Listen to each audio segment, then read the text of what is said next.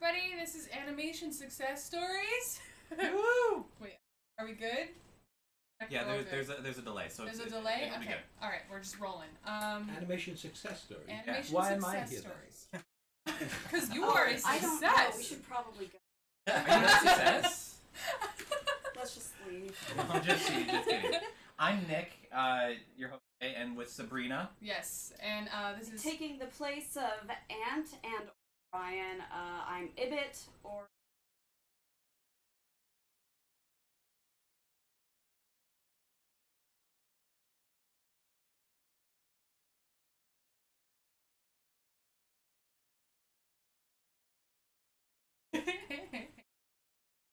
Today we have special guest Mike Young of Ted and CEO of Splash Entertainment.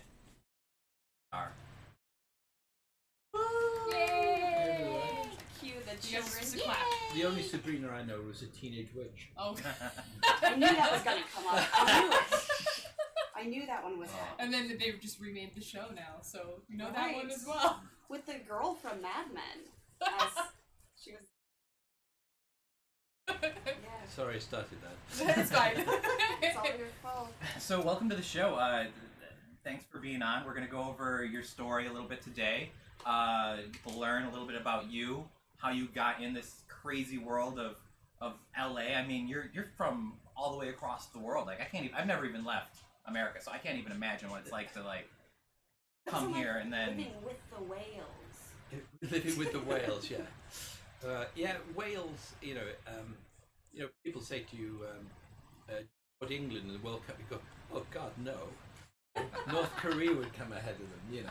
But no, seriously, we have that lovely love-hate relationship. You know, the Celts, the Scottish, the Irish, and Welsh. But it's all fine. Good to know. Good to... Okay, So what town did you grow up in? I grew up. I was born in a little Welsh village called Cook. Moved to Barry. And Barry is like moving to Las Vegas or Disney. To Barry is like the little holiday vacation resort of South Wales. Has a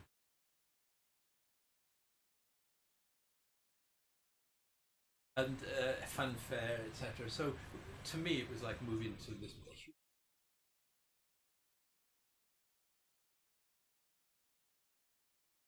Okay. And how... Until I went away to school, you know.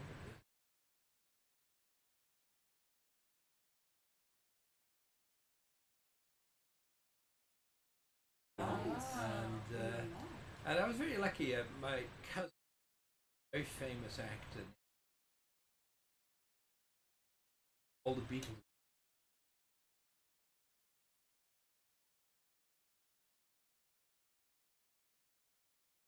That's another thing Americans don't understand is that some famous actors, Welsh, they're not. The English have just appropriated them. Yeah. So They don't know the You difference. name the most famous Welsh actors. Don't know. I have no idea. Okay, well. Vic Spinetti, I've heard, Yeah. is a very famous Welsh actor. Well, Anthony Hopkins, Anthony Hopkins, Oh, wow. Christian Bale, you know, Isn't Catherine Zeta-Jones, Isn't David Tennant Reese Welsh Evans. too? David Tennant, is he Welsh? Yes, he is actually. Okay. And I could go on. So many what others. was waiting for you in London? Why did you move to London? I both, you know, college. I didn't go to a conventional college. I went to H&D. Business studies. Okay. And basically, we, you know, picked a.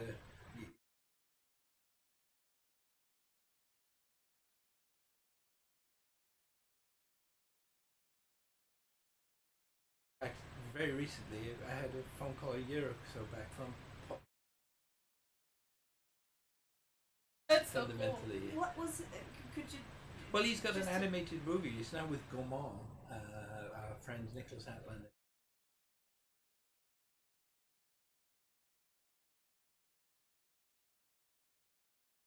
I got this call one day from an agent saying, "Are you Victor Spinetti's cousin?" I said, "Yes."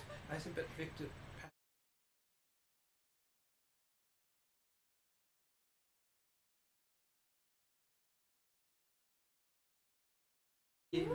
remembered. Wow. That's really something Yeah. special. Yeah. I told you my John Lennon thing was I was in the Pickwick. Where are you from then, Mike? I said, oh, Cardiff in Wales. He said, oh, I remember when we were poor, we always used to stay at Mrs. Jones's house, and she'd got a dog with no legs, and we'd take it for a slide every morning. Oh. So that Take was, the dog for a slide every morning. Oh. Just taking the poor potato. I hope that never. I don't think he's sliding just yet. And so, you ask about you started, the most unusual sort of. Yeah, what was your goals? Like, what made you decide to go into a business study? You know what I mean? I Sorry can't for say the that I slang. had these Love it. great sort of. Sorry. These great sort of plans or anything like that, and got married very young.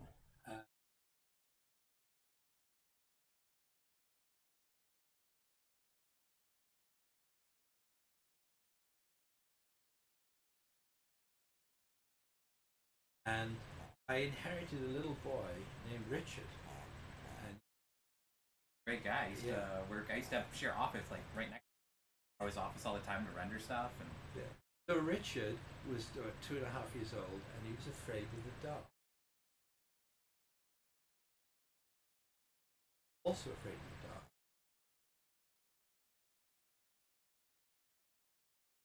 Night after night and night, I'm telling these stories, and then one day.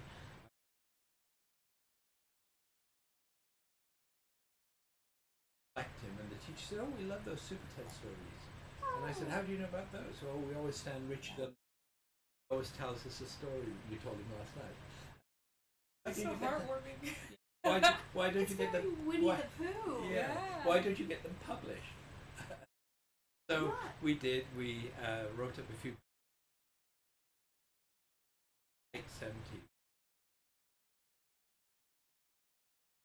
Self-published a few. Then a big publisher. That publisher was attached to they approached us about possibly doing it. I don't know how.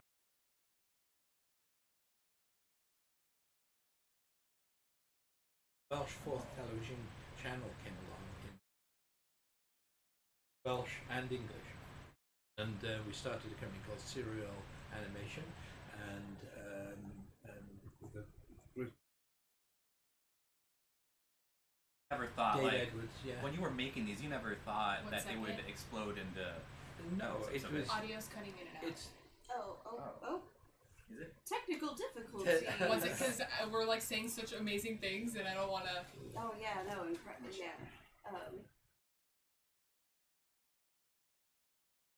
This We're isn't live doing it stream. live. Yeah. We did it But live. Because you know, oftentimes what we do is when we have a guest on towards the end, Yeah. People who are Okay. people are watching One this more right thing. now. Make sure it's adding still ringing comments. out. Yeah, It's when constantly at the going end up. they That's good. ask us So it stops questions moving. and the guest Just answers sort of- the questions. Maybe we'll probably won't have time to get to that because you have places to be after this. But it's still nice to get there, just like watching live. Yeah, it's good feedback to know if Yeah, the sorry about audio is that. It coming should out. be better now. I checked it. I wiggled the cords. It just seems it's a connection. Can you Yeah. let us know if Nothing it's like okay, guys? technology. Thank you so much for you guys are awesome. Thank you. Yeah, please. Can you hear Potato? Yeah, can you hear the Potato SuperTed snoring? stories are working great Yeah, for yeah. him. It He's not sent him to afraid. sleep. It's so interesting. Yeah. Yeah. So anyway, so Richard, by accident, we started this thing. We then knew so little about animation production.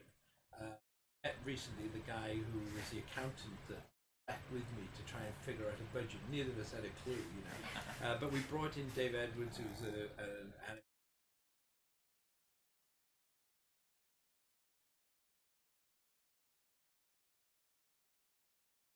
started a studio where we made everything in the same studio. We did from paper drawings and scripts right through. Yeah, I remember when I was there, you cells. guys still had animation desks. I was That's- like blown That's away. right. That's right. Well, back in where we literally painted cells. and we made SuperTed, and became we knew so little that basically Disney.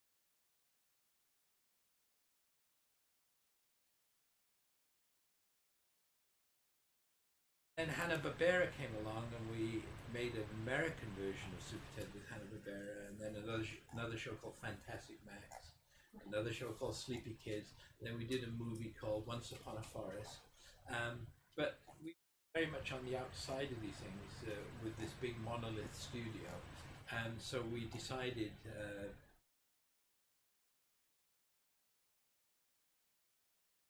Like the idiots that we are, you come in and you set up a studio against all these monoliths, and how did you get that studio going? Like, what were the things that you... Well, we with Prince Charles, dropping names here. He wrote a book called The Legend of Lochnagar, and we on a co-production with Wales did.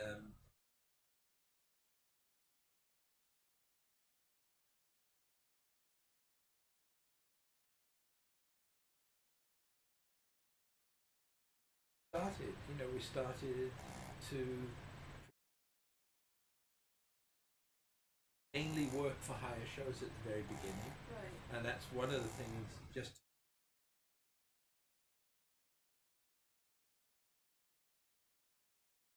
a share of copyright, a share of something.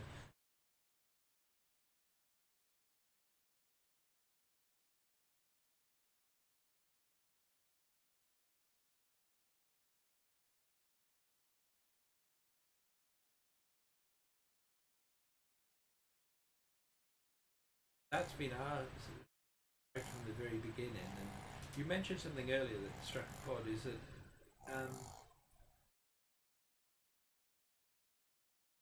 more chance animators, I'll use that word in its widest connotation, and you give them the break, and the big studios don't often do that. So you mentioned Brian Newton earlier, and others. He gave Brian Newton his star. And they blossom, And the other thing is, technically, Bakers back in 1982, widescreen and high definition.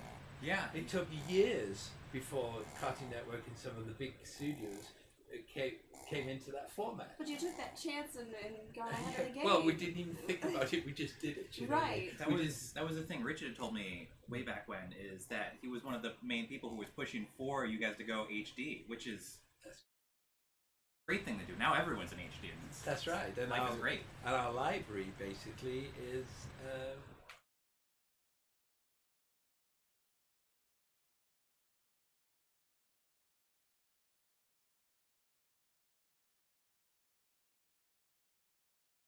A lot of people under your wing. I'm actually world famous in Wales. We have a statue. You're Wales famous. Yeah.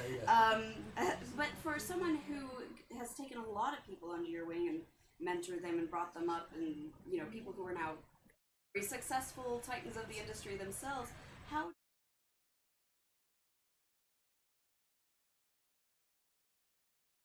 talent? Like, what are qualities that you look for? How do you choose,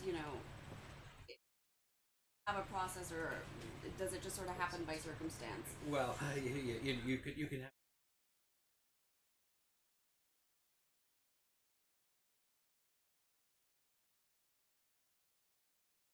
Vice versa, you get like Brian Newton, okay, Right, and basically is a veritable genius. Yeah. So fundamentally, that's what we look.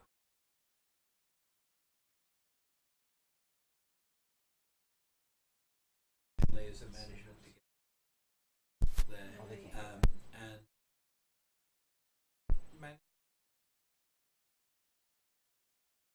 back at times. Yeah. And I can't say it's any sort of genius or anything. It's just who we are as a studio. We're an independent studio. Did you kind of just ask yourself what needs are as a human being, and what Keep the sounds human practical? element. Yeah. Yes, no, I think you find that if you speak to most people who work for us, like Nick did, you can know that they'll always say nice things. Yeah. And we're very much a family concern. You got Richard there who runs all of post production, is an editor and actually directed one of the last movies, and Pete Young, who's our head of development now. Very young guy, very early 30s, who basically, again, has got some great projects going in terms of developments. And Andrew was in the company. He's taken the sabbatical now and doing some other stuff. And Sarah is over at Disney, as we heard Muppet discussing. Babies and all the rest of it. And one article I mentioned in the Welsh newspapers a few years back, when we were both nominated. We were nominated against our daughter in the Emmys. And What a situation. Yeah, that's who right. could say that they were... and the headline read, Animation Taffia. Now, we yes. as Welsh, the English call us Taffies, okay, because the River Taff is there in Wales. And so therefore they called us the Animation Taffia. Mafia. Was another word, yeah. You're literally a taffia, like as a Yeah. family. That's pretty. I don't know if many times that's happened in history where families been. It's nominated amazing that your against each whole other. Yeah, family it's is wonderful. like in the industry and like It's like healthy competition. in healthy competition, but like just like so when I worked for you, Rich was there, Andrew was there. I mean, you work with your wife. It's just and Pete was there. Let me correct you. I work for my wife. One word from me in our studio, and everyone looks at Liz and says, "Shall we move a muscle or should we ignore him completely?" Okay, so no, Liz runs all of production. Yeah, and Pete has come in since you were there, Nick. And but Walt Disney was like that a little bit. The Disney company was really a family company to begin with. Now, It seems like a lot of companies started off as family companies, and then over time they sort of Disney's certainly gotten away from it. But even the like Hanna-Barbera, definitely. Bill and Joe and quite a lot of the, as you say, the companies were. And you look, we've tried with the way we develop the shows, and I know it's something you want to talk about. Recently, we've optioned 2 R.L. Stein book series, oh wow, Little Shop of Monsters and Rotten School.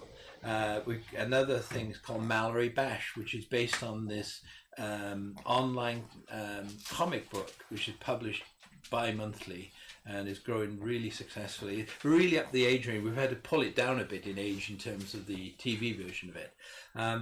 And we're working with a guy called Mark Taylor, who's created The Littlest Robot.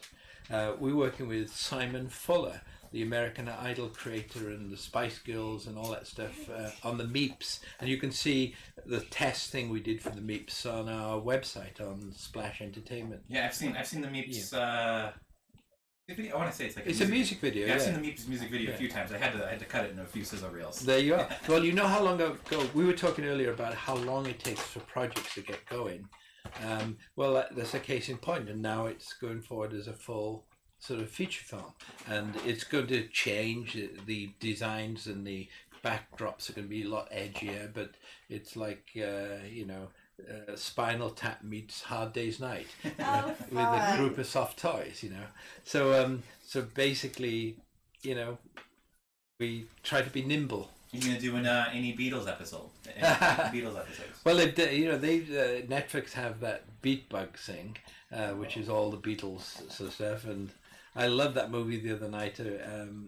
Yesterday, which was a great high concept. A guy who basically gets knocked on the head as an accident, and when he recovers, discovers the whole world doesn't know who the Beatles are or ever heard of them. Oh yes. And so he takes their content.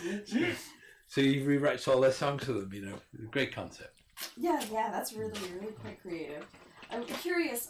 Growing up back in In Wales. In Wales, what was the where did you find, what sort of media did you grow up watching that You fell in love with animation. Yeah, well, not even animation, just what inspired you as a storyteller.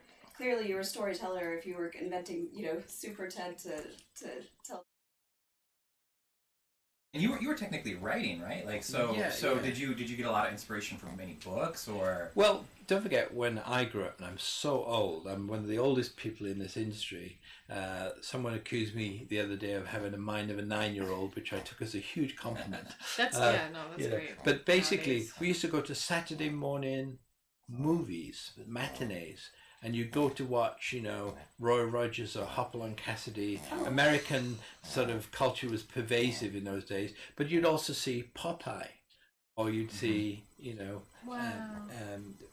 Woody Woodpecker, or whatever it was, and fundamentally, those are the things that really get ingrained into you. And that's another show that you guys did, like a Woody Woodpecker. Yeah, thing, right? this year we did 10 Woody Woodpecker shorts for Universal Studios. Oh, Yeah, full circle. come full circle Yeah. again, and tried to sort of keep them, in that realm, and they've the last time I saw they'd had 200 million views.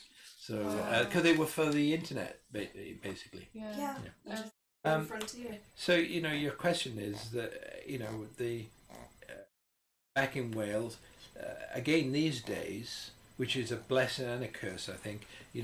People can reach millions and millions. Some girl cutting all her hair off on Yeah. YouTube. Oh my God, I know about that. Get millions and millions of views. Right. I'm not suggesting any of you do that, but at the same time, you have to. It's possible now to create something and get it to the whole world. Okay. Now there's a lot of competition in that realm. Yeah, Right, now that it's so- available for everybody, now it's harder to be So seen. how to cut through the Yeah. masses and You have to stand out. now things are gimmicky, where you have to have a gimmick, or something has to be really stupid sometimes, or it's just Yeah. whoa, this is also very it's either one or the other. Yeah, you could Tommy Wiseau it and make it so bad it's good, or Yeah. there's a lot of options. However, a lot of our viewers are trying to create their own animation success stories for themselves. Yeah. For people who don't have family connections, or can't say I know someone who could help me out.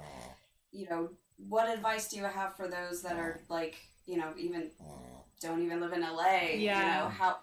Where What would you tell them to? Well, I'm the perfect example of Yeah, that. well, what would be the Exactly. biggest piece of advice? I didn't have Steven Spielberg for a father, and so therefore, you had to sort of Yeah. connect it in another way, Look, when we started in this business, 98% of the business was in Los Angeles, in this little 20-mile square radius here. And there's something about it that's indefinable, by the way. The way we write in this area, the way we direct, the way we time, the way we storyboard. You go somewhere else in the world and you lose some of that. Very often you can see stuff from overseas and the design can be great, from France, from Canada, whatever it is. But sometimes there's that missing element. sleekness, sort Yeah. of, or Yeah. not sleek, but it's not LA. I know what you mean. Yeah. Well, it's 100 years of people coming here. Right. And it's in the DNA, I think, of the place. But now it's a worldwide industry. In India, in Malaysia, in China, in all over the world, there are masses and masses of talent pools being built. So you're saying that they don't have to feel like they have to come to LA. No. In fact, the Netflixes of this world are just as interested in getting great show made in India for Asia, etc., as they are in the English speaking. In fact, they sort of getting tapped out in the English speaking. Certainly in America. Now they want to get into the rest of the world, and so I got to be careful what I'm saying, because you see, you can't just shove American culture down everyone's throats. You can't. Okay? No, unfortunately. So therefore, well, on Netflix, they have the Narcoses and they have the British Crowns and the Mhm. Peaky Blinders and Oh, all yeah, those sort of yeah. shows, Bodyguard, etc., etc., etc. And that's one of their strengths. You know, they got a bit of a lead in that area. And now they got these amazing brands that are coming up behind them, and so they need to produce shows that are really for the world, not just for America. Mhm. And that's the opportunity for all those people out there, I think, now, in coming up with ideas that basically work for their culture. It's a bad example, but it's like Peppa Pig. Yeah, You know, no. Peppa Pig is a very beautiful limited animation Yeah. show. Massive success. Massive success. But as like say. you can't really you can't say Peppa Pig is more American than or is more anything than anything, because once you boil that down, it's just a family in a house and It's British. It's like our Chloe's Closet, a little Welsh girl doing the thing, and it's run on network television in America, and it gets millions and millions of views. It's not sold in North Korea. It's Well. easier to tell you where it's not sold. It's sold everywhere else. You know what I mean? And so basically, yes, it's possible for an Indian company or a Chinese company or Russian company to come up with something. And Marsha and the Bear. Mhm. I know we Yeah. ran that on Kabillion. They've blown up. Even since then, they've gotten nothing but bigger. I know, and the Oddbods, who are out of Singapore, all these animated shorts, absolutely killer success. Okay, so there are plenty of examples, and these days it doesn't have to be a half-hour format.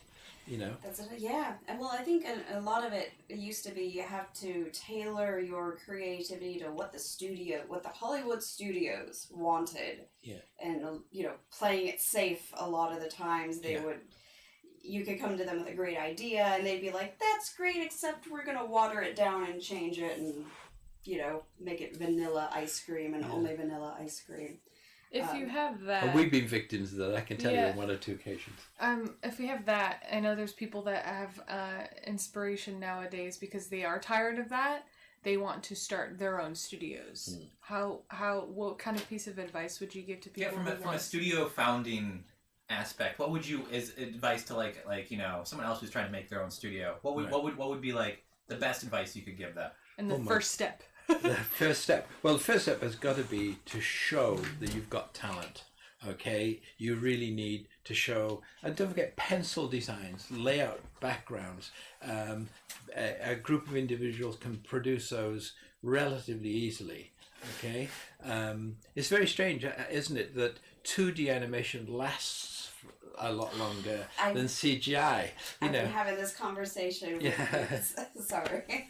I could rant about that a long time, but I agree with you wholeheartedly. Yeah, you look at the old Lion King, put it that way. Beautiful. It stands up today. You look at CGI shows made 10 years ago. Like Shrek, like the first Shrek, it's or even the first Toy Story. Oh, the first Toy Story, yeah. Is that the technology, the rendering capacity, everything comes along in waves, whereas 2D, even though yes, you can use digital toon booms and flash and as well as hand drawn, the fact is it's still the same end user, and all those big primetime shows are all 2D. Yeah. Okay. The same with what was it? It just flashed through my mind is that if you, and back to your question, you can actually get a small group of people putting together a little reel that, and we've bought them in. Mallory Basher mentioned you can actually get through the door. Okay. Now don't forget the two guys who created Beavis and Butthead will tell you they didn't earn a lot of money out of Beavis and Butthead because the network owned it and had it, but King of the Hill Right. really made them. And so you need to do something, and that's a big something, by the way, but something just to get you through the door. And you need to know the industry too. I would imagine you need to. I would imagine it would help to have spent some time working in the industry first, and building up a network of connections. And You should know. I would hope so. Yeah. No, it is true. You domestically or internationally, these days you should work with some established entity that's trying to get somewhere, and learn a little bit, and then I wouldn't advise anyone to just go out and start a finance a studio. Yeah. Okay. Day one. Do something to just get yourself under the door. Okay. Fundamentally. Yeah. You're looking that way. No, that's fine. That's fine. I'm looking this way.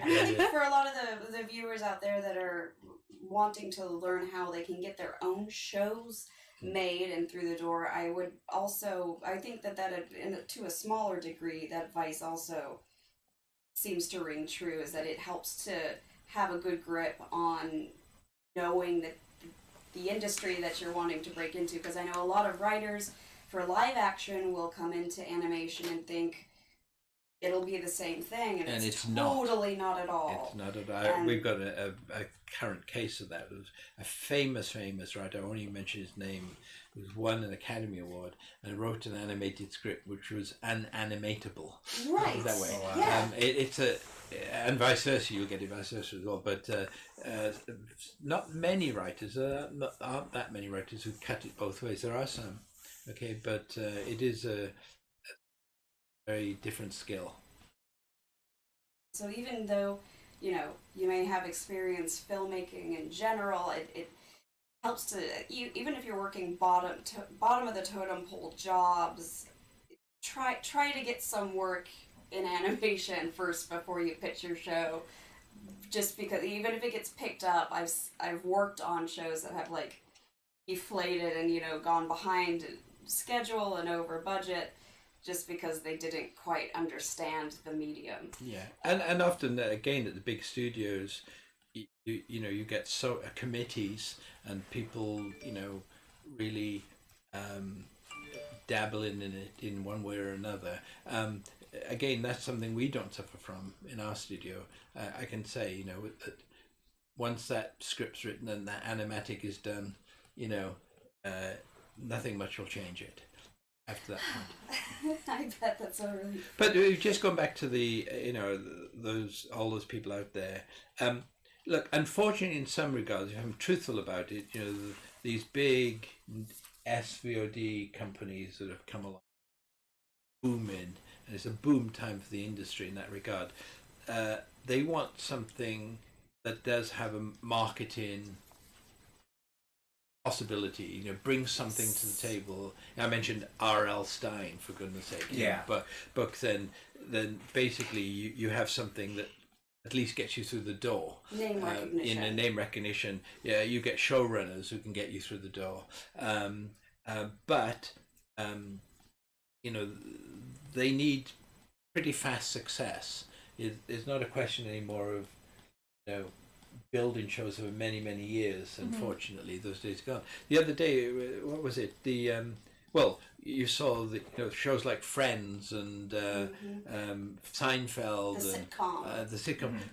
All of them would have been cancelled if certain network executives had been given. I heard Seinfeld talking about the other day. Their pilot would have been canned, and so you need a break. You need luck. I always tell my Sean Connery story because it's always basically in the end you do need a bit of luck. He was at 1959 was discovered by a Disney agent, and he was flown to Hollywood, and his first movie was Darby O'Gill and the Little People. Oh my gosh, that's right. And he was on the 7-year contract, $1,000 a week, or it was, and his next movie was with Marnie. And how much a week? Very well. Again, that was a fortune back there. I was like, I mean, I'd be happy with that. And then he made a Hitchcock movie with Marnie, with Tippi Hedren, but he told the story, so take it at face value. He said one night the chauffeur from the studio showed up to ask him to take him to the function. They always had this beautiful starlet go along with him. And she was sick, so she wasn't going. So as he was walking through Man's Chinese Theatre, he had a ticket in his pocket for the movie, and it was like a cast and crew showing. He handed it to someone in the crowd, and the guy came in and sat, and he was obviously a bit flamboyant, put it that way. And this is 1962 or 61 or whatever it is by now, and said, "You're Scene Canary. You gave me the ticket to come to the show, Scene." He was calling him Scene, and he said, Scene? right, Oh, yeah, that's he funny. said, "Oh, settle down, old laddie," And so they watched the first half of the movie, and they had an intermission. And this guy said to him, "Can I at least buy you a cocktail to thank you for bringing me to the movie?" And he said, No, go ahead, laddie. I got to meet some people here." And so he went off through the crowd, he said, and he was meeting Walt Disney and the whole entourage. And this guy comes back, who was very flamboyant, as I'm saying. And basically, Disney said, "Who is this?" And he said, "I don't know." He said, "Yes, I'm Kevin. You gave me the ticket to come to the show, remember?" And he claimed the next day he woke up to a knock on his door, and it was the chauffeur from the studio, and his contract with Disney was cancelled. Oh my gosh! And he flew back to England, and he said his agent was saying, "There's nothing happening here, the British film industry is dead." And after a month or so, the agent called him back and said, "Look, there's an open audition. You can go if you wish to. Everybody's trying for it." It was for James Bond. And had he not been let go from his Disney contract, he'd never have become James Bond. Wow. That's supposed to be a true story. Yeah, I know. That is- So I'm only telling it because of the lucky break thing. You do need lucky breaks as well. And all those young artists out there, And sometimes get your lucky break. something that may seem like a bad break, like getting let go from Disney, can lead to one of the best career. Yeah. Well, I'm a decisions believer of your that life. it does actually happen for a reason. When you're let go from somewhere, a lot of people are like, "Oh man, it's because I'm a failure," But a lot of times it's actually because a lot of better doors are opening up, and you learn that later down the line. That's Yes, very, very true. Very So true. it's back to the young people who started in our company. So many of them were with us for years, fundamentally, and we're not quite like some of the bigger studios who hire, fire. A lot of our staff have been around a long time. Encouraging to hear that there's still people doing that out there. Yeah, we had Lindsay on the show, and she's been with Splash since she was an intern. So Yeah, she'd probably been there 14 years or something. she's going to be there until I'm dead. Yeah. Well, she's been down to the Comic-Con this past week. We That's why send she's her not. down there. That's why she's not watching right now. She's always in our chat. Yeah, she's always watching this. Well, Lindsay, Shout out. you really are a wonderful person. Oh, yes. We love having you around. Oh yes. I'm not paying you any more money though. You gotta get out. Well, I know Andy back there, he Opening those cans. opening the cans back there. That's his 6th or 7th beer. You got a problem. He's drooling. But no, he comes from an animation family as well, and we were actually just talking recently about how there used to be this sort of culture of mentorship in animation, where people would take young people under their wing, and we were just sort of lamenting how a lot of these younger studios don't seem to have that sort of mentoring, nurturing of young talent system as much anymore, and it's really nice. Yeah, both in regards to the art end of things and in the production end of things, as far as getting running keeping the gears running. Yeah, I feel like there's internships, but I feel like internships, I don't see it so much as a mentorship, because it's always it's competitive still, so it's not like you can just take anybody and just help them out, Yeah, I know, all the internships I did was just oh great, now you can do my ironing and my you can do all the work I don't want to do, but I'm not teaching you anything, and your internship's up, bye. Bring in the next one. Yeah, you have that. But let me say, the best advice I can give to anyone is to get inside doing anything. Oh, Yes. yes. Okay, because once you're inside, you create, meet your friendships, you Yes. get knowledge, and basically, it's the best way of, and you will find lots of individuals who will mentor you. Oh yeah. Individually. I always Because they remember like you or. we made He-Man Masters of the Universe back in the early 80s, 83, 84. It won an Emmy or two, which is unusual for what we call toy-led shows. And the guy who was a young executive working on the show with us, who had He-Man on his car, okay, later became the head of development at DreamWorks. And so That's incredible. I know. So basically, you can come up through the ranks and Everyone's a collector too. Everyone I've met in animation, they love hoarding anything they can that's animation look at this related. room. Yeah, People exactly. can't see it. I know. It's a collection. Yeah. You're talking. Oh yeah. Andy We and I have have our posters, we have weird figures, we collections. have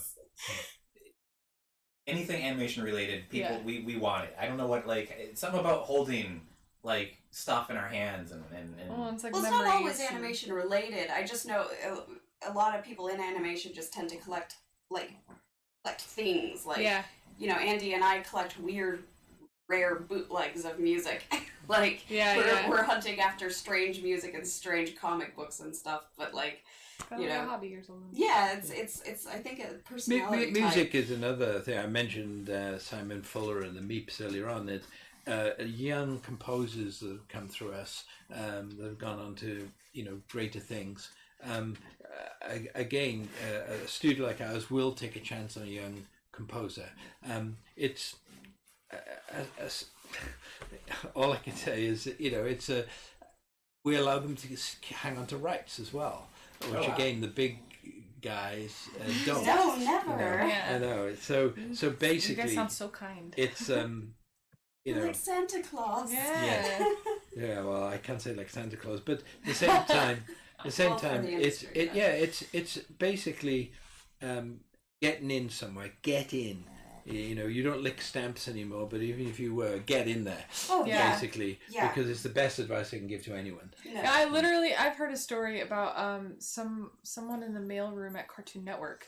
Like, they literally just got a job working in the mailroom or something like that. And then I think they ended up either in production or, like, I heard some sort of story of them working their way, like, closer into, like, actually on show productions or something like that. Well, that's how I got on Rick and Morty. I went to film school at proper live action film school at UT Austin, moved to LA, not an idea what I was going to do. I've never worked in animation before.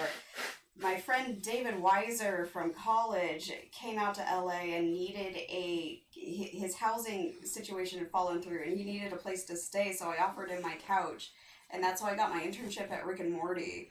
Wow. See, bribery is I everything. just was like, yeah, like, oh sure, you need to play. I had no idea that he was working on the show, and the show like wasn't a thing yet. It was still in early development. But I was just looking for a job, and it happened to work out that way, and that's how I met my now fiance on that show. So Oh, by the way, there's another statistic from my studio. We've had 8 marriages through the studio. it happens.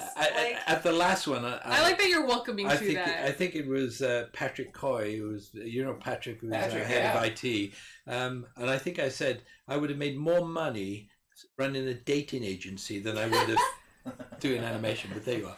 I like hearing that because a lot of studios are actually like highly against that. I Like they're know. just like, oh no, this. I'm is highly against it. But You see that they're getting married. Well, it who seems would have like thought, people you spend all your time with, who have the same interests as Yeah. you. Yeah, How exactly. could that ever happen? Well, the other thing about LA is that people are in little pods driving Yes. from place to place to place. People don't meet each other in quite the same way that you do in London, or certainly in Wales, where you go down the pub on the corner or whatever it is. Oh, yeah. So basically, I think it's the correction, but as you say, also same interests and all the rest of it.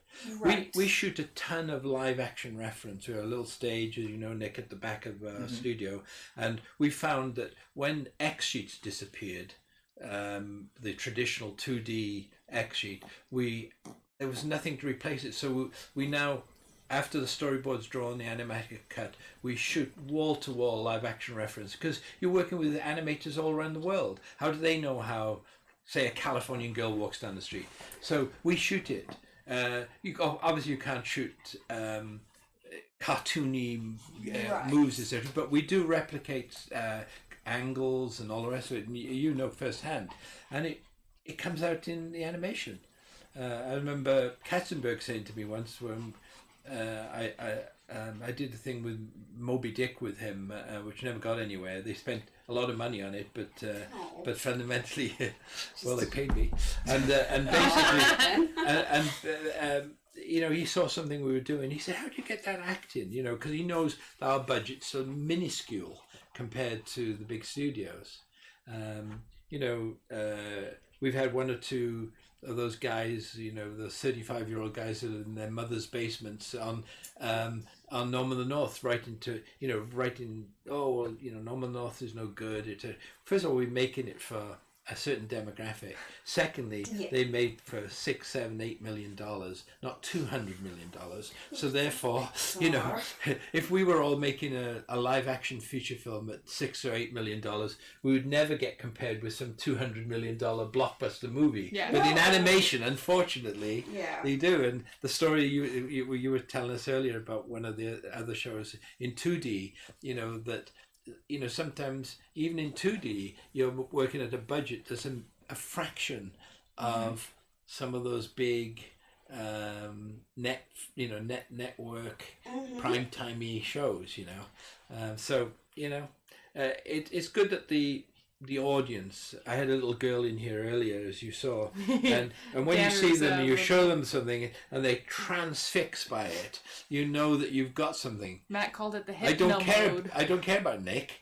Right. Because he's not the target audience. He actually is, because, you know, you have that fringe of people who love animation and they go right up the age range, you know, to my age. Okay, but the core audience is those 2 to 11-year-old kids.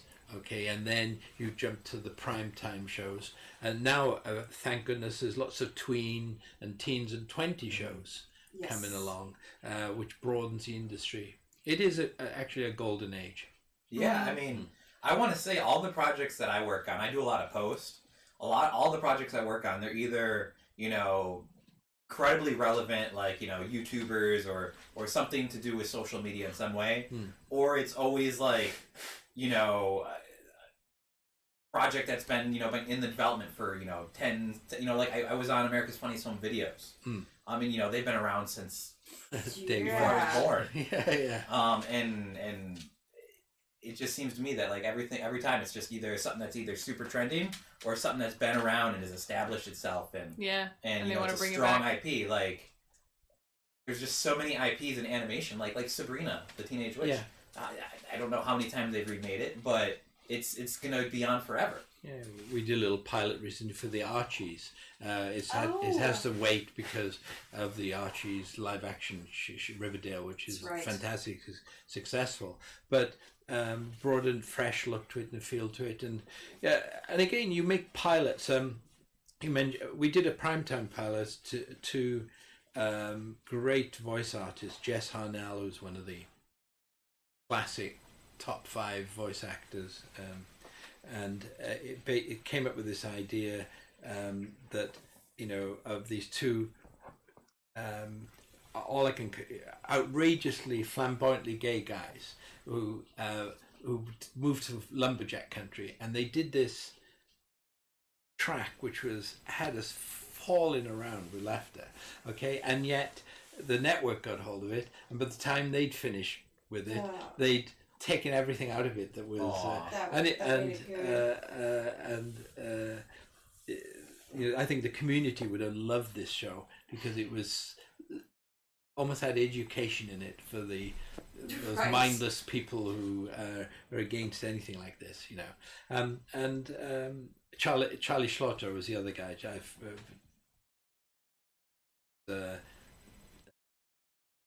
The other co-creator of this show. 2 big voice actors and actors. Wow.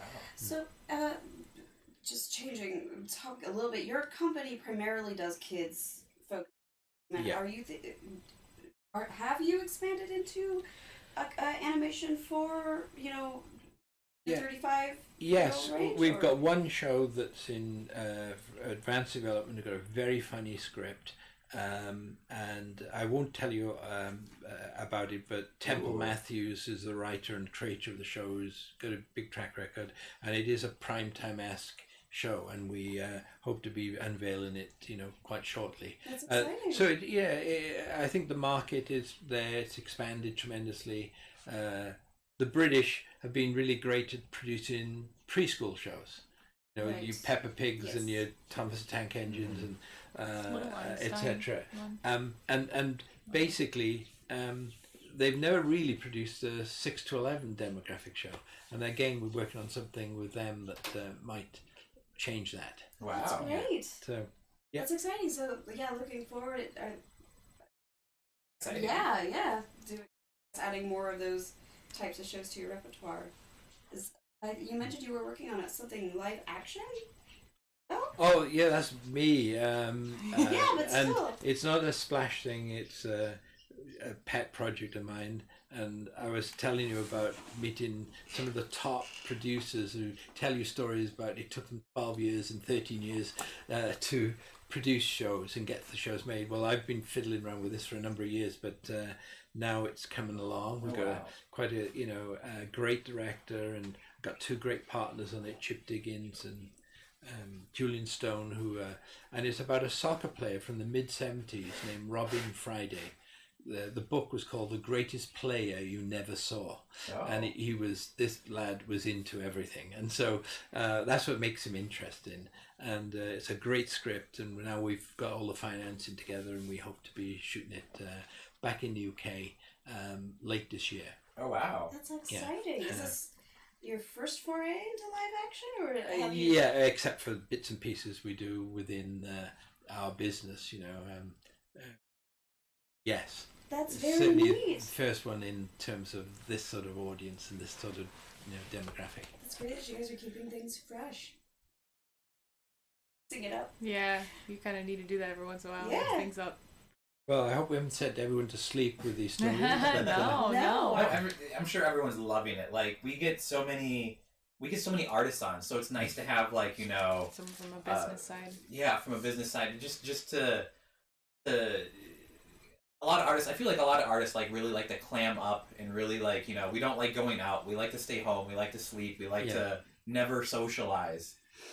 But it's always nice to well, I've got a friend who's an artist who produces great stuff, but he never wants to show it to anybody. Yeah. That's a lot of us. because he's scared to be ripped off on one end of the scale, or rejection on the other end of the scale. Yeah. Listen, guys, You gotta get yourself out. you've got to there. learn rejection. Mhm. Oh, yeah. And that's a part of the art.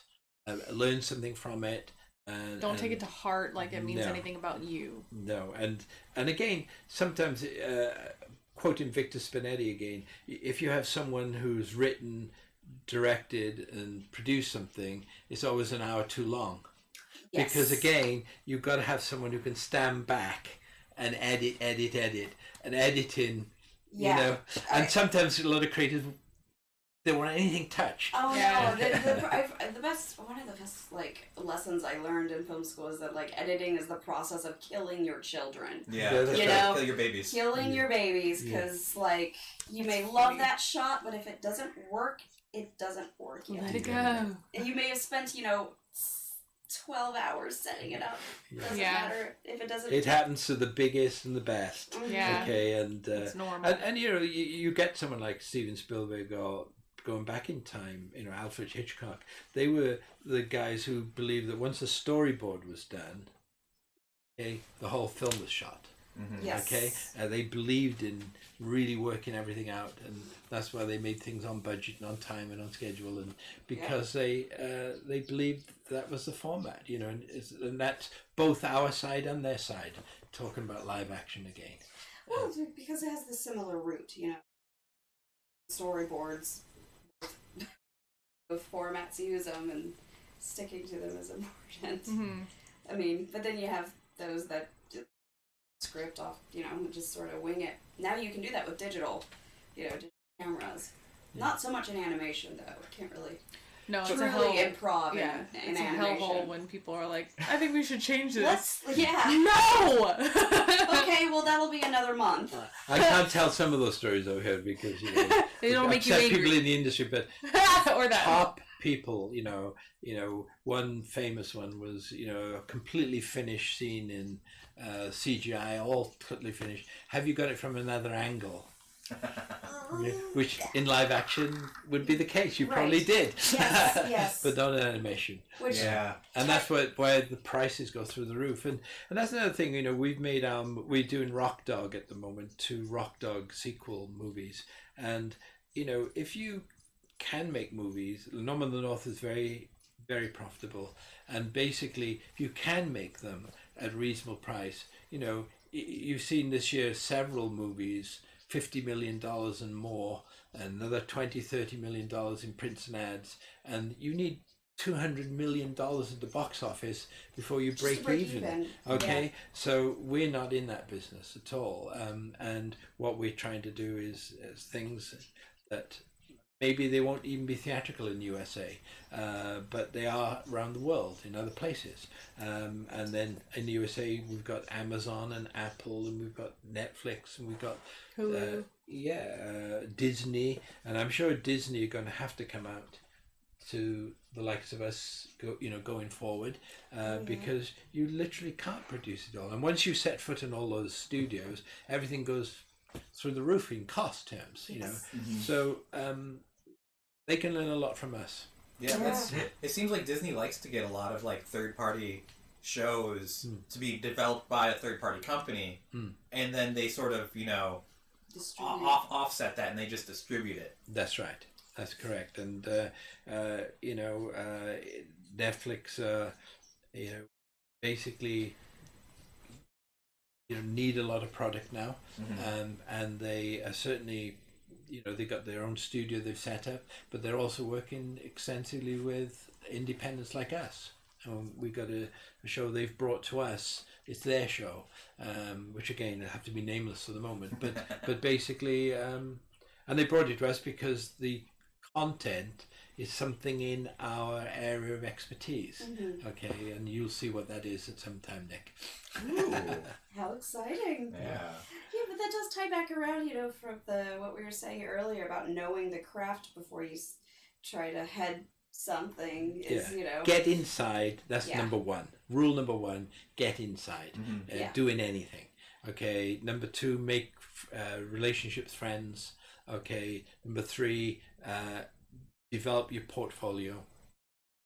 Or if you can get a group of, if you get 4 guys and girls in a garage can put together something really great. Or people who form a band. It's the same thing. Minute and a half or something. Right. And I think that's the things that makes us sit up and take notice. So those are the things that you have to do. And then, of course, downstream, form your own studio, own your own copyrights.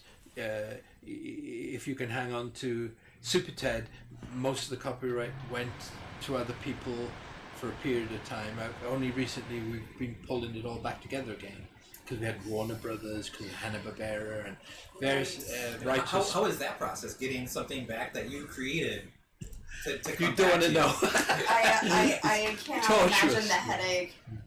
So it does. I know some people might have a big goal and they want to do it right away because they don't want to, have to worry about competing through big companies. And sure, there's multiple ways of getting into the industry, but at some point you do want to learn through some experience of like a different studio or like a big studio or like a small studio, because you learn mistakes in studios. So it does help to do anything in a studio, period. Like he says, get your foot in first and then, work your way up eventually, because you can learn from mistakes on certain productions, so then in the future, when you do have your own studio, you'll know exactly what to do just by experience. Let me tell you, I'm going to get in trouble for this, but I'll tell you anyway. Okay. Our daughter Sarah, works over at Disney, when she was first hired by Sander Schwartz at Sony, when they started a TV department there, this is, I don't know, 12, 14 years ago, I suppose.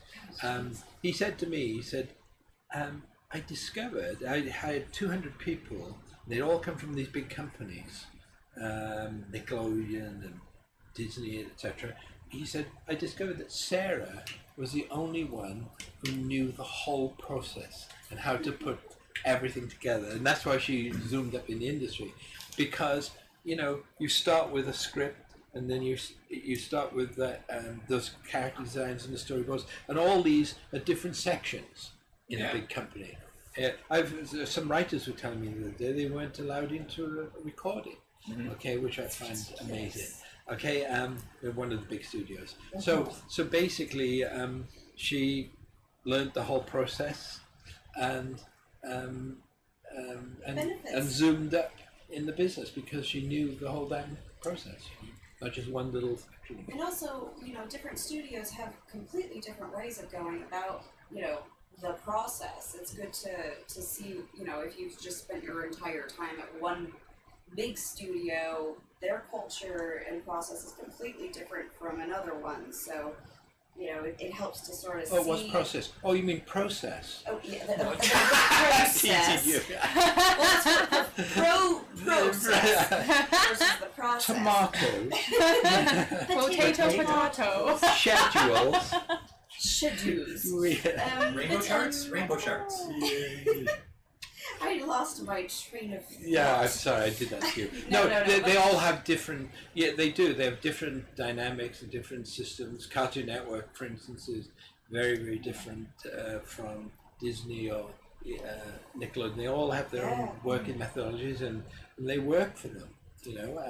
There's so many different things. Like I interned at Cartoon Network, and one of the weirdest things that I thought was there is that they still manually store all of their, like a physical copy of all of their storyboards. Yeah. They have a room. They send it off to another building. Yeah, they make their interns manually carry heavy storyboards, all the way to another building, like on like the 10th floor of something. Yeah. And you have to go talk to two little women who are very nice and friendly. And they send it off to storage. Same with Warner Brothers. Well, Warner Brothers, because archiving. Your dad worked on Space Jam, and I think they're still using his model sheets for the Looney Tunes characters. Yeah, I know. I'm pretty sure they were still up there back when we worked over there. That's so 2016. cool. Yeah, they're smart. Yeah. It's how they keep production down. They do the same thing with Ben 10. Yeah. They use all of the Ben 10 line art for every season that comes up. It's like, oh, we're gonna go back to that one location from season blah blah blah, iteration blah blah blah. And they'll just save it all. It's great to hear, actually. Yeah, it's good. You don't. Because they've still got that studio, small studio mentality they've maintained. Yeah. In other words, fundamentally, which Hoarding. is good. Yeah, hoarding mentality. A friend of ours just mentioned too, like one thing that you can also learn by like working through all of this stuff is letting go of your ego as well. Yes. A lot of people tend to humble themselves when they've gone through enough, or when they've had to put up with enough, and they've just learned how to just be human through it all. You have to process failure. Yeah, like how like he's been talking about like just being a human at the end of the day. So he's been like his studio has like a lot of like love behind it and everything, and they're not so like cold and like cutthroat and everything with like. They're just so welcoming and like understanding and everything. That does help. You don't come out to LA and expect that to be the norm though, because I know in film school they I get a million things now. I know. Yeah. A million people are going to come swamping into Splash Entertainment. We want to hang out. Yeah. I'm trying to hang out with Mike Youngo. But I mean, like at film school though, they in my opinion, they do a disservice to a lot of the students, and everyone comes out of there thinking they're going to be a director. I'm going to be a director. I'm going to go to LA and make a movie. Oh my god! And then they live come action. in and it's like, no, you're going to run coffee. Yeah. You're going to go get me coffee. And But it's those people that do run the coffee for a very long time who later on they know how they were treated. Oh, listen. And they're like, no, I don't want to treat that people that way. We've got a producer in our studio, Andrew Tite. Who started as an intern at Lionsgate, and he worked at Lionsgate as an intern. He's now the producer on a couple of different projects for us. He's still a young guy. He's come through. Probably, I would say he's 10 years further advanced with us than he would be at one of the big studios. And but at the he got his foot in the door. Okay, he got to know people, and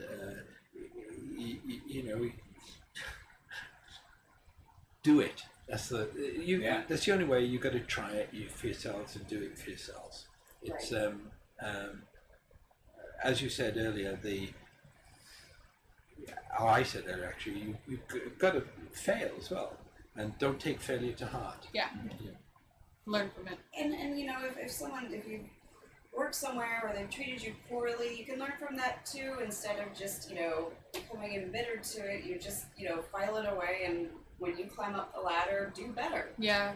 I remember how badly you were treated. Don't treat the people below you. Yeah. You learn that, and then you also learn your worth as well. Yes. You learn I, as a human being, don't deserve something like this, so I think I should move to a healthier environment instead of starting that roar here. And it's okay to, set standards for yourself. Yeah. Yeah. Like making coffee good. Well. Yes. Yeah. I'm very proud of my pour-over coffee. I think that people should and if they don't appreciate my coffee making ability, well then I will take my drink coffee elsewhere. I mentioned earlier Chloe's Closet, which based on our granddaughter Chloe, who's now 5'9" tall and 16, and she basically and she's been working this summer in our studio as an intern. Oh, that's interesting. I've barely seen her. I see her once in a blue moon, which is good and she's absolutely loved it, and that's what I found rewarding. She's really enjoyed working there, and she's again made those friends and all the rest of it, and that's so cool. And of course she has a character. And Chloe's Closet is this perennial, always 5-year-old little girl. That's another thing that I've been learning from Mike Young here is he draws so much inspiration from the kids that surrounds him all the time. If you don't have any good genius ideas or whatever, draw inspiration from people that that fascinate you. Kids have the coolest brains. Yeah, it's cool to I was mentioning earlier, Spirited Away. We all know that the Sen, she was based on an actual 10-year-old that Miyazaki studied, and then he has something in the works, and the character's actually based on a real little girl. Yeah. And the lovely Carrot, who's a little sidekick in the show, Sarah, had this little comforter blanket thing with carrot stitching around. It was a duck with carrot stitches around it, and she used to call him Lovely Carrot. And so that's where Lovely Carrot came from. And that stuff catches on quickly. That's right, that's right. And it's sort of a flash show. It's now probably on its... That's the other wonderful thing about that age group is that every 2 years we have a new generation. Come along, and Chloe's Closet gets millions and millions of views all over the world. The other thing, by the way, we're working with Netflix to talk about languages. Kulipari, which is this boys action series that we've made a couple of seasons of. Basically, we've dubbed it, I think, into now 26 languages. Wow. That's really wonderful. So it's... I feel bad for Doug. Yeah, that's a lot of files. That's right. Wow. But I think children always live in this perpetual fantasy world. World is still magical to kids. And, I've always, I used to babysit quite a lot, and just watching them play and watching what they fixate on is just, I don't know. So much. There's such a wealth of inspiration. Well, we're in Matt's home studio here, and Yes. he's an industry guy over at Disney, and basically his little girl was in here earlier, and she'd be a fantastic case study. Oh yeah, we were talking to her. Yeah, like, for inspiration, and we also, like, sometimes the big studios will put these names in that mean nothing to children whatsoever. And basically, what's famous to them? Yeah. That's very often you really need to really aim at. And we've seen that firsthand ourselves, where you put Ashley Tisdale in something, and she, to a certain demographic, is more famous than George Clooney. Right. Right. So basically, design the films with demographic in mind. Well, that's been a great chat. Yeah. Yeah. So I got to go to dinner. Yes. so we want to thank you for- so much, Mike Young, for joining us. It's been an absolute pleasure. Yes, and we've learned so much today. From And you. I'll give you Lindsay anytime you want her. Okay. We should come back. We should do like Lindsay reviews Mike Young's live stream. But you really should pay her more. Should we? Let's see. That's The panel can decide. yeah. Well, thank you guys so much. Where can people look up a lot of your work? And Like, what do you want? What do you want to push out there? Do you Yeah, like, what do you Well, say? just check on www.splashentertainment.com. And also, we own Kabillion. Kabillion, of which I've not mentioned, is now in over 100 million TV homes. It's on Roku and Apple and Zumo and on Vudu, which is the Walmart channel. Of course, it's on Comcast and the other big cable channels. And it's an alternative to the standard networks. And it's growing and growing and growing. And we have loads of anime on there, as well as... and in fact, there's 3 sections. There's 0 to 5, 6 to 11, and a section called Girls Rule, because girls are very sometimes poorly catered for in our zone, which is one of the reasons why Mallory Bash is important. She's a feisty, funky girl, and basically, I said to one of the networks, "You've got not a single girl lead show in your network." And I said, "Elizabeth Warren has told me that if you don't, when she becomes president, then she's gonna come and get you." Yeah, And she said, "But I've Watch got out for Elizabeth Warren. the Girl power. the executive said, I've got the bumper sticker with her on."